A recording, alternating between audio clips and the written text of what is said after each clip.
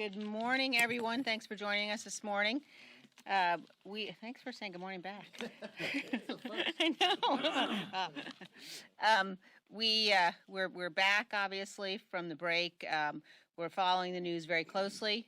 We understand the president is going to speak to the nation at 11 o'clock this morning about the circumstances with respect to Iran. We are absolutely unified as a conference, unified behind the president, unified with respect to the importance, the significance, and the righteousness of the act the president took to eliminate Qasem Soleimani from the battlefield. And I think it's very important that following a course of time during the Obama administration when the policy toward the Iranians was nothing short of appeasement, President Trump has turned that around. President Trump has made clear that the United States will not tolerate the kind of Iranian malign activity that we've seen in the past, and certainly will not tolerate the kinds of attacks that Qasem Soleimani was instrumental in for so many years that resulted in the death of American service members.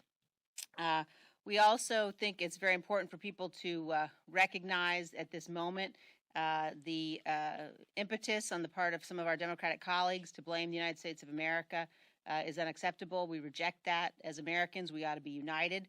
And in particular, the speaker's assertion that somehow the activity that's going on in Iran is a result of action that the administration took requires a willingness to completely disregard the history of the last 40 years and the attacks that have been launched against the United States and our interests ever since the Iranian Revolution.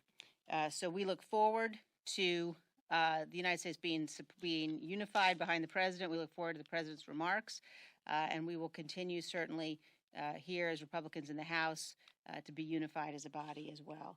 We are joined this morning by two of our members who have direct personal experience, and I'd like to turn things over first to Dr. Brad Wenstrup to talk about the impact of Iranian activities throughout the region. Dr. Wenstrup. Thank you. Let's make no mistake about this and what occurred in the last few days. This was a defensive strike against a terrorist that worked against Americans, that has American blood on his hands. When I served in Iraq, I had the unfortunate experience to zip body bags of Americans that had been killed, many at the hands of someone like Soleimani. We amputated limbs. We saw traumatic brain injury. I think General Milley said it very well when he said that we would be culpably negligent if we did not act when we had the opportunity. You know, today we have some that seemingly are more aligned with Iranian General Soleimani than with American General Milley. And that's a shame. But you know, this administration, this president, this Secretary of State, this Secretary of Defense, this Chairman of the Joint Chiefs of Staff have said there'll be no more Benghazis, there'll be no more hostage taking of our diplomats in our embassies, and there'll be no more taking of American lives. And if there is, we will react. Just recently, we had one of our UAVs taken down by Iranians. We have had the attack in Kirkuk, where an American was killed, and we've had the attack on our embassy. Today, thrown on the ash heap of history, is General Soleimani, a terrorist, along with al-Baghdadi, along with Osama bin Laden. And to those Americans killed and maimed, and to your families, you're not forgotten, because some justice has been served. And to those who play politics with this defensive action of Americans and American interests, and to those who say that this is an overreaction, it's an insult to the American lives lost. It's an insult to those that have been maimed and permanently damaged, and it trivializes the American lives that have been spared by this action to take out a terrorist that was ready and willing and prepared to act to kill more Americans. Thank you very much. Thank you, Dr. Wenstrup. And now I'd like to turn things over to our colleague gentleman from Texas, Mr. Crenshaw. Thank you. I deployed to Iraq twice, deployed to Afghanistan once, and after getting blown up, I deployed back to the Middle East in Bahrain. I have seen the Iranian threat network, studied it closely. I've seen what their export of weapons does to our soldiers in Iraq. Over 600 killed by IEDs, specialized IEDs that were exported there from the Iranians. The Iranians are experts at surrogate warfare. They create sleeper cells in Bahrain, right next to our Navy base. They stoke civil war in Yemen, in Iraq, and in Syria. They're experts at creating chaos. Now, the Democrats' arguments rely on two false premises. One is that history began with Donald Trump's strike against Soleimani. That is, of course, not true. History began long before that. The Iranians have been escalating against the United States for a very long time, started in 1979. More recently, they embarrassed our U.S. Navy sailors after they boarded a U.S. Navy vessel. They've shot down U.S. drones. They've put limpet mines on oil tankers. They've attacked Saudi oil facilities. They've put rocket attacks towards our bases. And they orchestrated an attack against a U.S. embassy. History began long before Donald Trump finally took action and stopped letting the Iranians punch us in the face. The second false premise is that there is this false choice between doing nothing and all-out war. The president is not taking us to all-out war. There is a lot in between, and we have to be more honest about that fact. We have to set a red line and say that as the United States of America, we will not be punished indefinitely. We have to take action, and we had to respond, and the president did just that. And it's time to be unified behind our president instead of casting partisan stones. Thank you. Well, I want to thank Dan Crenshaw and Brad Wenstrup for their service to our country, the things they did to help defend our freedoms, and to all of the men and women who are defending our freedoms today, and especially for those who died or were severely injured because of brutal terrorists like Soleimani. I want to thank them for their service. And I want to commend President Trump for standing up to those terrorists like Soleimani and saying no longer is America going to stand by and let brutal terrorists kill Americans. Not only killing Americans in the past, but plotting to kill more Americans. Everybody knows his history. It was under the Obama administration where they deemed him a terrorist. This isn't anything new. The fact that he was finally taken out is something that you've seen bipartisan support for, not just Republicans.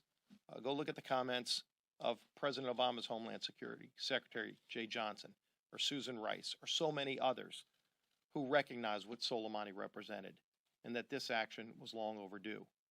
And just like when we were in the majority, when President Obama took out Osama bin Laden, we supported that action. It was the right thing to do when President Obama gave that command. Just by the same token, it was the right thing to do when President Trump gave the command to take out Soleimani. We are a safer world because a brutal terrorist is gone from this planet. A terrorist who had killed hundreds of Americans and was planning to kill even more. And so it shouldn't become partisan.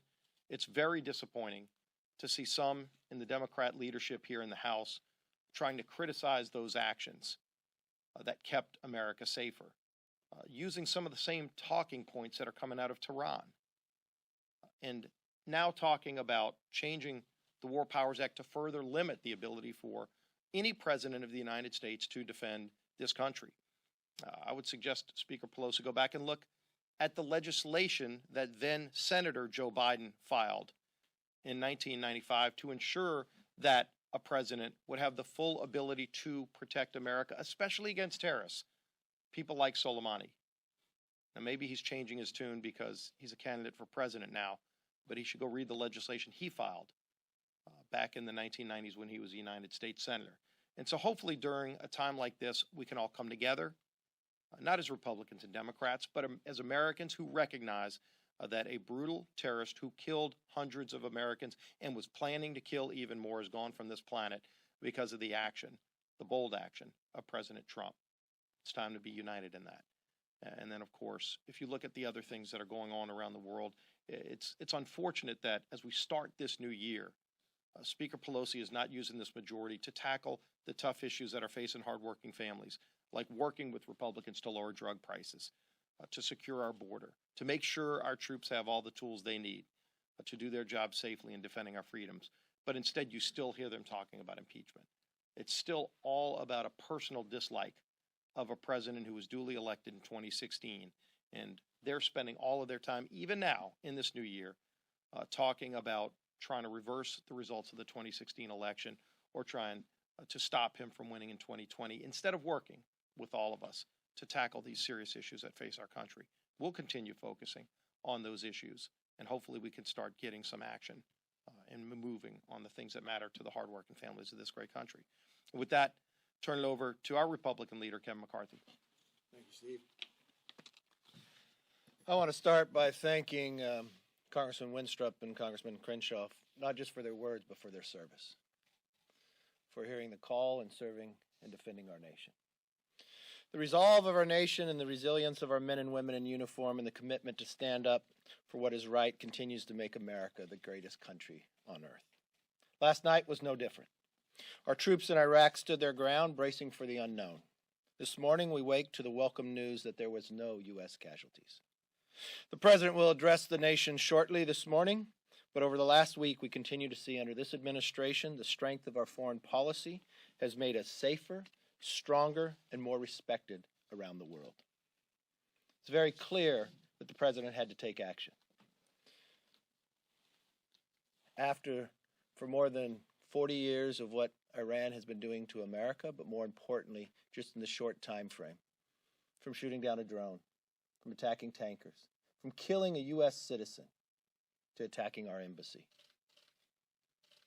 The President made it very clear, if you would kill an American, we will respond directly, and we did. We are safer for it. I think all of Congress should speak with one voice in moments like this, to send a very clear message around the world that we defend Americans, here and abroad. I hope the actions taken by the majority this week, that they rethink what they want to move on this floor, and that we stand together in a time of need right now. Now let me open it up for questions, comments. Yes, sir? What more do you want to hear from the President himself in the next hour, or from members of his administration when they brief Congress about the strategy for what comes next? And what, in your view, is the role of Congress in overseeing or authorizing potential further military action in Iraq, or maybe even in Iran? Well, if it's in Iraq, the President already has all authority to act. The President didn't need an AUMF to act on this. This was more of an Article 2. He was very clear in his actions where he went. I think all of America has to understand, too, there was a moment in time when the U.S. drone was shot down. Many of us thought action should be taken at that moment. I thought the President was correct when he pulled back. He wanted to give pause. He wanted to de-escalate the situation. It was Iran who chose to do different. What did they do since? They killed a U.S. citizen, and they attacked our embassy. The President has all authority to defend us, and he used that right to do it. Today, we'll have a full briefing. We had a Gang of 8 meeting yesterday. I hope all members go, put their politics aside, and walk into that room as an American and listen to the information. I think we should put aside impeachment and have an intel committee that works on intel instead of try to change it to impeachment, especially what has been happening for the last 6 months. This hasn't just taken place within the last week. Iran has been trying to push us for quite some time in a more aggressive manner than they have for quite a while. Yes? Democrats will differentiate the taking out of bin Laden or even al-Awlaki to this particular situation with Soleimani, saying that Soleimani was, even though he was a terrorist, but he was also a state head over in Iran. What are your thoughts on that as far as the essentially differentiating between these circumstances as far as... More than 600 servicemen were murdered by Soleimani. I don't think there's any difference of opinion. I think the Democrats are wrong if they would even try to raise that issue. And I hope when they go into the briefing, for those who may be new, listen and be educated. I hope they listen to what was planned in the future. I hope they paid attention to what happened in the last month. Maybe they were too focused on impeachment to see what was happening, what Iran was doing to America throughout the world. Maybe they should pay more attention to what happened when the billions of dollars from the last administration was sent to them and where the money was spent. Was some of that money spent and used in military weapons to come directly back at our men and women in uniform? I hope they ask that question first. Yes. Iran has essentially offered an off-ramp. Do you think the president should take it, or are you calling for some sort of retaliation here? I will allow the president to speak to the nation. I'll allow him to gather all the information, and I think the president has handled this correctly all the way through. I trust his judgment, and I know he's making us safer by the actions he is taking. Thank you. Testify publicly in front of Congress about Iran? I believe Pompeo is not going to, he's going to be there today, is he not? He'll be in front of Congress today to ask any questions and answer any questions any member of Congress has. I think at this moment in time, the most important thing to do, let's deal with the situation at hand. I think that's more important instead of taking Pompeo away from his job. Mr. Leader, it's been 3 weeks since the impeachment articles. What do you make of the delay? I make of the delay by the speaker is just another example of how weak her case is. The idea that she had to rush us, that she had to get it because it was so imperative that it move forward, the idea that she wouldn't move it forward just shows the weakness of the case, and more importantly, the no need for it. I think our focus should be other places, and we've been giving that example. Unfortunately, as she told us when she was first sworn into office, they would govern differently. She told us she had to hurry through impeachment because this year was going to be different. It continues to show the only agenda they have is impeachment, and America needs something different.